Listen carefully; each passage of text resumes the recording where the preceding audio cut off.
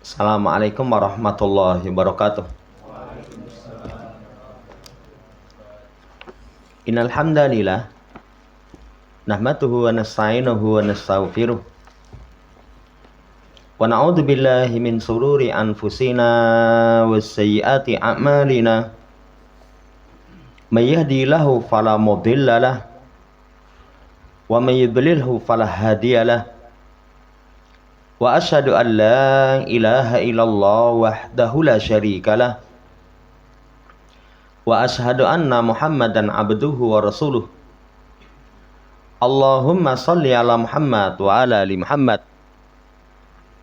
Allahumma anfa'na bima 'allamtana wa 'allimna ma yanfa'una wa zidna ilmah. Ma'asyiral muslimin rahimani wa rahimakumullah. Melanjutkan pembacaan kitab Bulughul Maram karya Al-Hafidz Ibnu Hajar Asqalani rahimahullah ta'ala. Kita telah masuk pada kitabus shalah, masuk dalam bab al-mawaqitu, waktu-waktu sholat. Pertama dibawakan hadisnya Abdullah ibn Amru, semoga Allah meridai keduanya. Nabi SAW berkata, waktu duhri idza zalati syamsu wa kana dillur rajuli kataulihi malam yahdur waktul asr. Kata Nabi SAW, waktu duhur itu ketika matahari tergelincir. Matahari tergelincir itu kalau kita tegakkan misalkan satu tongkat, kemudian di arah ini barat, itu sudah ada bayangan. Sudah ada bayangan. Jadi tidak tepat di atas kepala. Itu berarti jamaah yang saya hormati, itu masuk waktu duhur. Jadi ketika matahari tergelincir. Jadi kalau berdiri kemudian di arah timur ya, sudah ada bayangan sedikit. Itu masuk duhur. Sampai nanti naungan seseorang itu seperti tingginya. Jadi kalau kita tegakkan tongkat 1 meter, kemudian bayangannya itu 1 meter, itu waktu akhir duhur. Kemudian waktu asar itu ketika bayangan sudah lebih dari asalnya.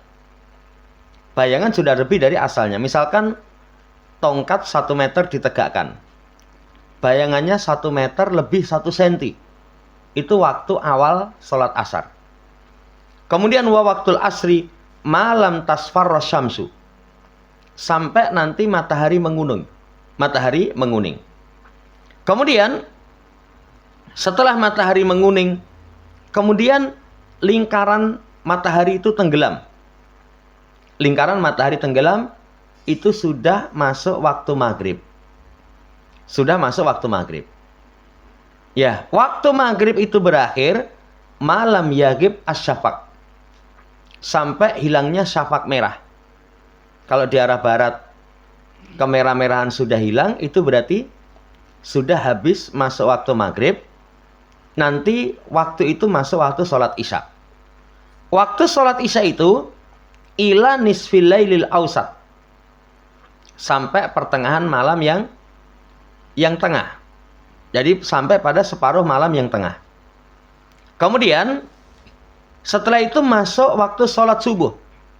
Min tulu'il fajr, dari terbit fajar, itu nanti akhir daripada awal dari sholat subuh, malam tatlu'i syamsu, sampai matahari terbit. Jadi terbit fajar masuk waktu subuh, akhirnya matahari terbit. Jadi kalau matahari sudah terbit, itu sudah habis waktu subuh. Wallahu ta'ala alam. Kemudian ini riwayat Imam Muslim. Ada tambahan dari hadis Buraidah berkaitan dengan asar. Wa syamsu baydha'u naqiyah. Matahari itu masih putih bersih. Ya. Atau nanti dalam riwayat yang lain wa syamsu murtafi'ah. Matahari naik. Wallahu ta'ala alam. Jamaah hormati, dari hadis ini menjelaskan kepada kita waktu pelaksanaan sholat 5 waktu. Kita ulangi, subuh, terbit fajar. Terbit fajar itu ketika cahaya sudah menyebar. Jadi belum terbit, tapi belum terbit matahari, cahaya menyebar di arah ufuk. Kalau cahayanya masih seperti ekor serigala, itu berarti masih malam. Tapi kalau cahaya sudah menyebar, itu sudah masuk fajar. Terbit fajar sampai nanti berakhir terbit matahari. Terbit matahari kayaknya jam berapa? Jam 6 kurang ya. Ya, jadi kalau matahari sudah terbit, itu sudah habis waktu subuh. Waktu duhur, matahari tergelincir. Sampai naungan, bayangan, itu sama dengan aslinya. Kalau matahari tepat di atas kepala, itu belum masuk waktu duhur. Begitu sudah bergeser, nanti sudah ada di arah timur itu sedikit bayangan. Sudah ada sedikit bayangan, itu sudah masuk waktu duhur. Nanti sampai bayangan sesuai dengan asli, itu akhirnya. Kalau tongkat 1 meter, bayangannya 1 meter, berarti itu sudah akhir waktu duhur. Waktu asar, bayangan sudah lebih dari aslinya. Kita kasih contoh, bayangan tongkat 1 meter, bayangannya 1 meter lebih. Itu masuk waktu asar. Sampai matahari menguning atau lingkaran matahari itu tenggelam. Kalau di lautan, pinggir laut kelihatan sekali, kayak di telan lautan. Tapi jamaah hormati masih padang. Itu akhir waktu asar. Matahari tenggelam itu awal masuk waktu maghrib. Awal waktu masuk maghrib. Sampai nanti hilangnya syafaq merah. Syafaq merah itu cahaya kemerah-merahan di arah barat. Kalau kondisi cerah kelihatan sekali.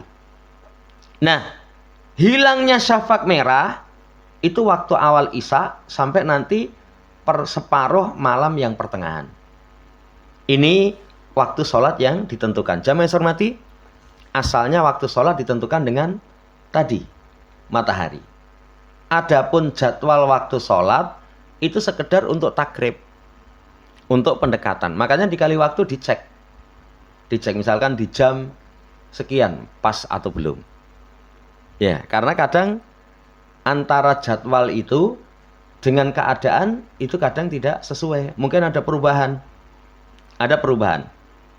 Pernah kita mampir di satu masjid, itu sudah ditegakkan jamaah.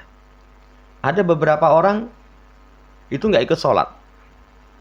Saya tanya, sudah sholat mas? Lah itu matahari belum tergelincir. Jadi pernah di jadwal itu sudah adzan, bahkan sudah ditegakkan sholat, tapi ternyata matahari belum tergelincir. Makanya jadwal waktu sholat jam itu fungsinya untuk takrib saja, pendekatan. Penetapannya asalnya dengan yang disebutkan dalam hadis Nabi Shallallahu Alaihi Wasallam. Ini fikih yang pertama. Yang kedua, inna shalawatil hamsa la tasihu fi hadil awqatil muhaddadati liqauli ta'ala. Sesungguhnya sholat yang 5 waktu itu tidak sah kecuali itu dalam waktu yang dibatasi tadi.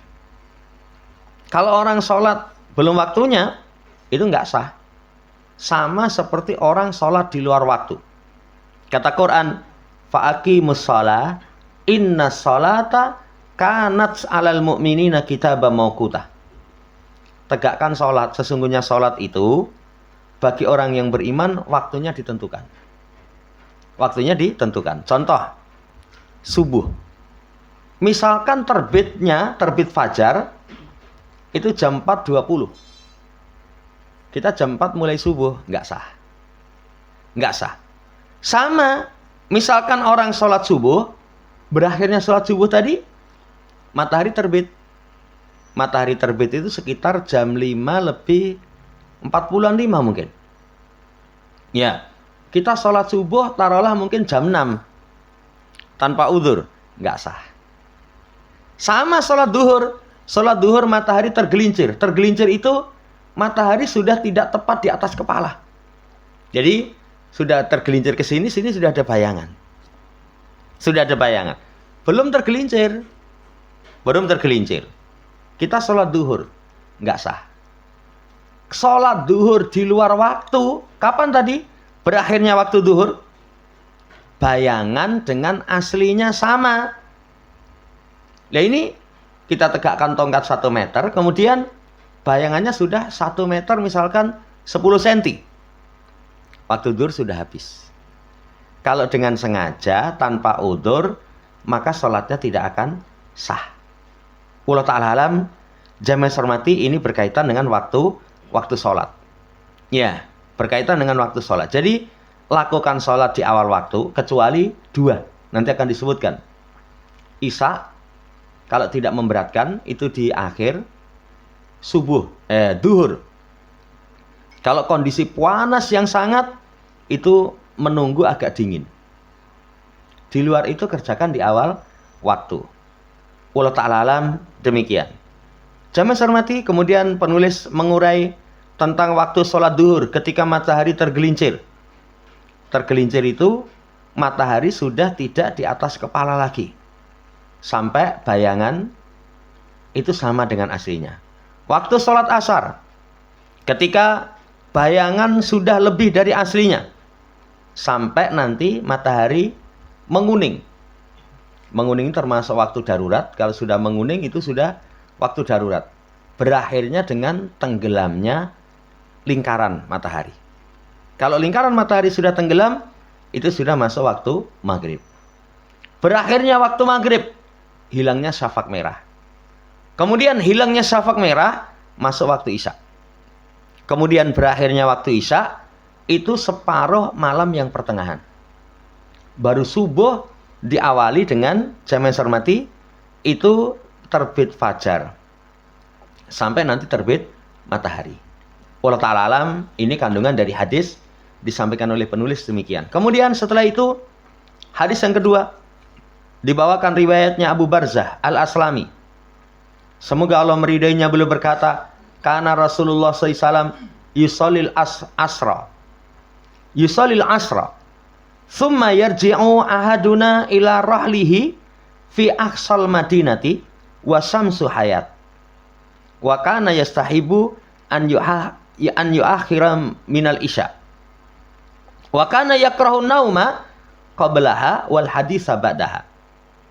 Kata Abu Barzah Al-Aslami, semoga Allah meridainya, Rasul SAW sholat asar. Kemudian salah satu dari kami kembali ke rumahnya, yang rumahnya itu di pinggiran kota Madinah. Saya nggak tahu kalau jarak pinggiran kota Madinah dengan Masjid Nabawi itu jaraknya berapa. Tapi kata sahabat itu, pulang sampai rumah matahari masih hidup. Artinya matahari masih cerah. Masih cerah. Kemudian beliau suka mengakhirkan isya. Dan beliau membenci tidur sebelum isya, berbincang-bincang setelah sholat isya. Jadi sunnahnya setelah sholat isya itu tidur. Ya, kecuali ada keperluan. Dimakruhkan setelah sholat isya itu ngobrol. Makanya kalau orang punya kebiasaan tongkrong cerita, ya, itu ba'da sholat isya, ini coba dirubah. Karena Nabi SAW tidak suka tidur sebelum isya, kemudian ngobrol-ngobrol setelah sholat isya. Kecuali ada perkara yang penting. Kemudian, wa kana yanfatilu min sholatil ghadat hina ya'rifur rajulu jalisahu. Beliau selesai sholat subuh itu ketika seseorang mengetahui tentang orang yang ada di sampingnya. Jadi sholat subuh itu beliau awali waktu gelap. Waktu gelap karena zaman Nabi nggak ada cahaya listrik. Jadi subuh itu masih peteng.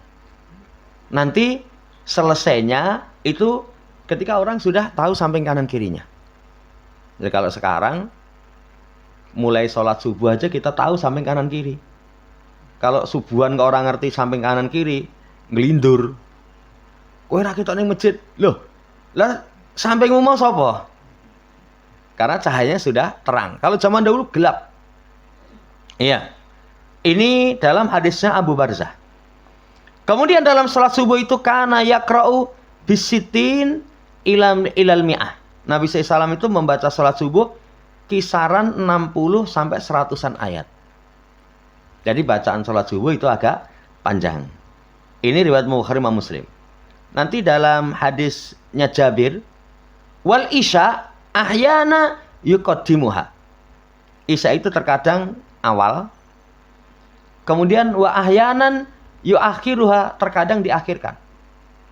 Idza ra'ahum ijtama'u ajjala. Kalau Nabi melihat mereka sudah kumpul, itu disegerakan. Makanya kalau kajian maghrib isya jamaah wis mlumpuk, itu begitu adzan langsung komati, itu boleh. Ya. Sik nunggu jamaah. Jamaah sapa sing harus ditunggu? Lawang sudah mlumpuk, sudah di situ. Tapi idza ra'auhum abta'u akhara. Nabi kalau melihat mereka itu pelan-pelan. Pelan-pelan itu ya, wis 10 menit durung teko, itu beliau undurkan. Beliau undurkan.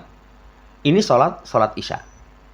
Wasubahu, karena Nabi SAW yusalliha bigholas. Kalau salat subuh Nabi kerjakan masih dalam kondisi gelap. Fa'aqamal fajra hina insyaqqal fajru. Maka berdiri salat ketika fajar itu sudah terbelah. Wan nasu la yakadu ya'rifu ba'dhum ba'dha. Manusia ketika itu hampir-hampir tidak mengenal sebagian kepada sebagian yang lain. Hampir-hampir tidak mengetahui. Kan kalau peteng itu kita samping kita ya orang ngerti. Ya, apalagi jamaahnya banyak. Tapi kalau mungkin sa-RT ya kita apal. Kae. Ya, tapi kalau misalnya zaman Nabi jamaahnya sampai banyak Masjid Nabawi, kadang orang bisa nggak kenal. Wallahu ta'ala alam. Hadis ini apa pelajarannya? Salat asar sunnahnya dikerjakan di awal waktu. Sampai sahabat itu salat bersama Nabi, kemudian pergi ke rumahnya, yang rumahnya itu di pinggiran kota Madinah, matahari masih jelas. Masih baydha'un naqiyah. Masih putih cemerlang. Berarti asar itu sunnahnya dikerjakan di awal waktu. Sunnahnya dikerjakan di awal waktu. Begitu masuk waktu asar. Kapan mulai waktu asar? Bayangan sudah lebih dari aslinya. Bayangan sudah lebih dari aslinya. Itu kita mulai sholat di awal waktu. Yang kedua, sunnahnya mengakhirkan sholat isya. Sampai nanti sebagian malam hilang.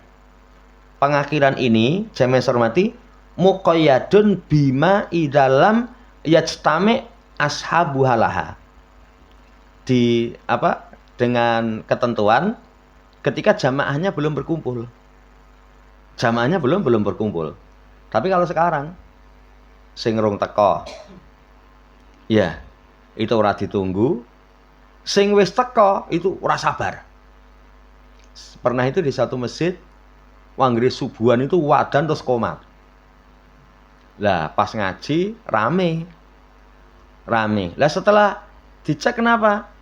Tribane sing ngadan sama sing ndang susu-susu komat kuwi ndang selak neng pasar kulaan.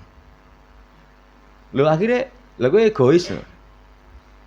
Adzan itu manggil orang sholat. Kalau misalkan urung kumpul sudah disegerakan, itu kalau ada seorang guru itu kasih permisalan seperti kondektor itu. Jakarta. Sik mas. Bareng nyedak wis mangkat. Ayo sholat. Ora dinteni. Iya. Sampai akhirnya kita kasih nasihat. Ngeten mawon, Pak. Kalau jenengan subuh selak belanja di pasar, berarti jenengan berangkat sebelum subuh, sholatnya di masjid cedak pasar. Iya, karena lihat Nabi SAW ketika sholat isya itu kadang diakhirkan, sunnahnya diakhirkan. Dengan catatan jamaahnya belum kumpul. Ini yang kedua. Yang ketiga, terkadang mengawalkan sholat isya. Kapan diawalkan sholat isya? Ketika melihat para sahabat itu qad ijtama'u li sholah. Sebelum. Jadi kalau sudah kumpul, itu sudah dimulai. Jamaah yang saya hormati, dari dua kisah ini menjelaskan kepada kita mura'atun li rahatihim wa adamul masyaqqati alaihim fil tindari fi waqti rahatihim, supaya memperhatikan kenyamanan jamaah.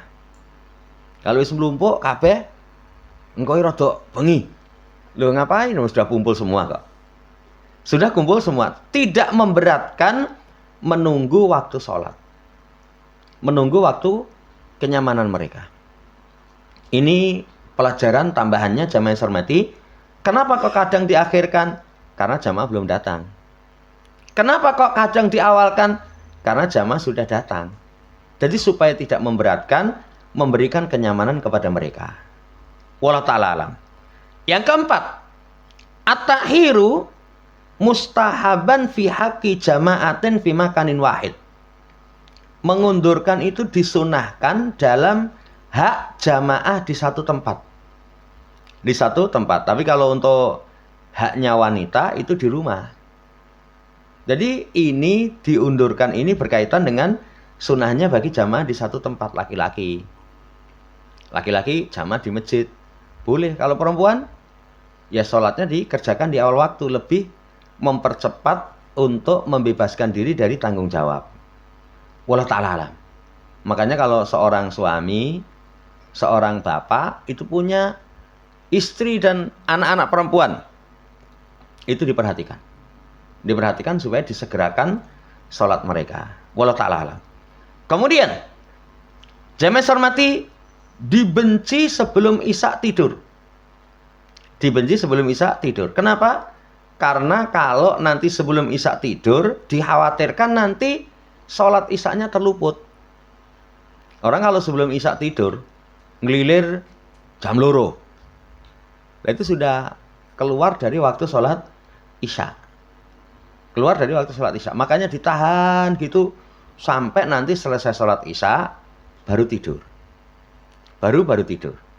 Menunjukkan kepada kita sholat betul-betul diperhatikan. Betul-betul diperhatikan. Ini ya pelajaran yang kelima. Yang keenam, dibenci berbincang-bincang setelah sholat isya. Karena kalau berbincang-bincang setelah sholat isya, akhirnya tidurnya mundur. Kalau tidurnya mundur, orang yang terbiasa sholat malam berat. Coba ngobrol sampai jam 2. Setelah jam 2 pulang. Ya, misalkan turu sak jam. Jam 3 tangi. Wah, abot banget. Berat sekali. Ya, lebih parah lagi nanti kalau menjadikan dia berat untuk melaksanakan sholat subuh. Ya, jamaah yang saya hormati, kalau sampai terluput dari sholat subuh, wah ini bahaya. Ini berbahaya. Apalagi ngobrolnya bukan perkara yang penting. Makanya ini bagi orang yang tidak ada udzur. Tapi kalau ada udzur, misalkan tamu. Kadang tamu pun ada kan yang nggak paham. Dari tamu itu kadang ya sing tuan rumah itu ndelok jam gitu. Tamu ini malah lagi jam piro ya ini. Harusnya kan iki tamu ini ndelok jam itu isyarat itu. Isyarat. Tapi kadang sing bertamu malah nggak punya adab. Ya ini ndelok jam arep ngopo. Ini tamu. Tapi kalau memang menuntut ya tamu itu, wah ini dihormati karena satu keperluan. Kemarin ada ustadz tuh setelah isya setelah kajian masih rapat sampai bengi. Nah, karena memang beliau luar kota, jadi mumpung kesini ada keperluan rapat sisan. Itu namanya ada sebab. Sebab yang lain dirasatu ilmin. Belajar ilmu. Sempat pernah Imam Syafi'i isya sampai subuh ora turu. Itu mengambil faedah dari hadis. Ya. Atau misalkan amalun fihi maslahatun lil muslimin. Pekerjaan yang itu memberikan kemaslahatan kepada kaum muslimin. Boleh dilakukan setelah isya. Kan ada kayak di mana itu ngecor. Ngecor itu dilakukan setelah isya. Wah ya nawan panas banget. Ya, dan lagi ngecornya itu ta'awun. Kalau awan panas tapi bayaran, ya orang tetap semangat. Ya ngecor, tak bayar. Tapi kalau malam hari ngecor nanti cuman bar ngecor madang warak. Ini nggak disangoni. Itu akhirnya sinten sing longgar monggo. Itu kemaslahatan kaum muslimin. Ini boleh. Wallahu ta'ala alam. Yang ketujuh, sunnahnya menyegerakan sholat subuh. Jadi Nabi SAW sholat subuh itu ketika gelap. Masih dalam kondisi gelap. Jadi cahaya subuh itu masih sedikit. Lalu bacanya panjang. Setelah bacanya panjang, ya baru sampai disampaikan. Dalam hadis tadi, awal sholat subuh itu mereka tidak saling mengetahui. Tidak saling mengetahui. Tapi selesai dari sholat subuh, mereka baru tahu. Baru tahu, oh samping saya ini, samping saya ini. Menunjukkan sholat subuh itu sunnahnya dikerjakan di awal waktu, bacaan itu dawa. Ini kalau sekarang diterapkan ya gembreneng. Nanti kalau nggak gembreneng, ya ono sing apa ngebruki koncone. Nggak sholatnya ngantuk. Ini jadi kalau kita bandingkan dengan perilaku sahabat jauh. Ya paling enggak sunnahnya misalkan awal waktu dikerjakan. Tumakninah. Wallahu ta'ala alam, ini fikih dari hadis. Kemudian sunnahnya memanjangkan bacaan subuh. Wa Qur'an al-fajri inna Qur'an al-fajri kana mashhuda. Kalau dalam Quran, ya bacaan sholat subuh itu sesuatu yang dipersaksikan. Dipersaksikan. Maka Nabi itu seukuran 60 sampai 100-an ayat. Wallahu ta'ala alam. Kemudian dari hadis ini juga terdapat pelajaran sunnahnya memperhatikan keadaan makmum. Keadaan makmum. Tidak diakhirkan. Ya. Demikian pula tidak dipanjangkan, tidak diawalkan. Kecuali itu semuanya pertimbangan kepada makmum. Pertimbangan kepada makmum. Makanya seorang imam itu memperhatikan makmum. Panjang pendeknya sholat, itu memperhatikan makmum. Ya. Jamaah hormati, kalau panjang sekali, makmumnya gembrundel. Itu juga dihindari. Awal sekali, makmumnya terasa berat. Oh, kowe nggonmu adzan, saya ambil air wudhu, ngau kelambi, mangkatnya mesti kok nggonmu salam kok. Mungkin tempatnya jauh. Lah itu berarti kurang diperhatikan makmumnya. Makanya jarak adzan dan iqamah itu kalau makmum masih di rumah, itu paling enggak persiapan mereka berangkat cukup. Persiapan mereka berangkat cukup sampai masjid. Itu jarak yang paling pas. Jarak yang paling pas. Wallahu ta'ala alam. Memperhatikan makmum itu ketika makmum ada yang nangis, anaknya nangis. Itu Nabi SAW pernah hendak memanjangkan sholat, ada anak nangis, itu tidak dipanjangkan. Ini bentuk perhatian kepada makmum. Wallahu ta'ala alam, saudara yang saya hormati, ini tentang pelajaran dari hadis istihbabu muraati halatil makmumin bi adami ta'akhuri alaihim fi ada'i shalah. Ya. Kemudian yang terakhir, hadis ini menjelaskan kepada kita kondisi masjid-masjid zaman Nabi itu nggak ada lampu. Jadi tidak ada lampu, cuman hamparan bangunan yang nggak ada lampu. Tapi yang menyinari masjid mereka makmur itu iman, sholat, kemudian ibadah. Jadi makmurnya masjid itu dengan cahaya iman, sholat, ibadah. Beda dengan masjid kita. Kalau masjid kita itu padang banget. Iya, padang banget. Sampai ya. Tapi sayangnya untuk cahaya keimanan kadang amalan masjidnya bid'ah. Amalan masjidnya bid'ah. Untuk sholatnya, ibadahnya kadang mampring. Masjid itu wapi, megah, jamaah gursiti. Saya pernah mampir di masjid mana itu, wah apik. Dari lihat pintunya dhuwur, terus dari Kuningan wis apik banget itu. Tapi begitu sholat jamaah, sop ngarep dhewe itu nggak kebak. Padahal kan modelnya masjidnya itu memanjang. Jadi sop pertama itu jadi memanjang ke belakang. Kalau sop pertama paling berapa? 20-an orang. Sekitar itu nggak sampai mungkin. Itu rak kebak itu. Nih, ini bedanya masjid zaman Nabi dengan masjid di masa kita. Di masa kita. Kalau masjid masa kita cahayanya mentereng, bangunannya mentereng. tapi kemakmuran ibadah kurang. Nah ini musibah, jadi supaya kita semangati untuk memakmurkan masjid. Karena pemakmuran masjid itu ciri orang yang beriman kepada Allah dan hari akhir. Makanya dalam ayat innama ya'muru masajidallah man amana billahi wal yawmil akhir wa aqamas shalah wa ataz zakah wa lam yahsya ilallah. Hanya saja yang memakmurkan masjid Allah itu siapa yang beriman kepada Allah dan hari akhir. Menegakkan sholat, menunaikan zakat, tidak takut kecuali hanya kepada Allah Subhanahu wa ta'ala. Ini yang bisa kita baca, insya Allah pertemuan seterusnya nanti masuk pada masih seputar tentang mawaqitus sholat, waktu-waktu sholat. Monggo, barangkali yang ditanyakan kalau bisa kita jawab.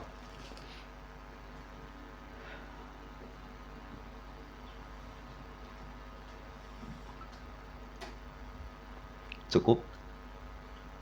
Subhanakallahumma rabbana bihamdika asyhadu an la ilaha illa anta astaghfiruka wa atubu ilaik.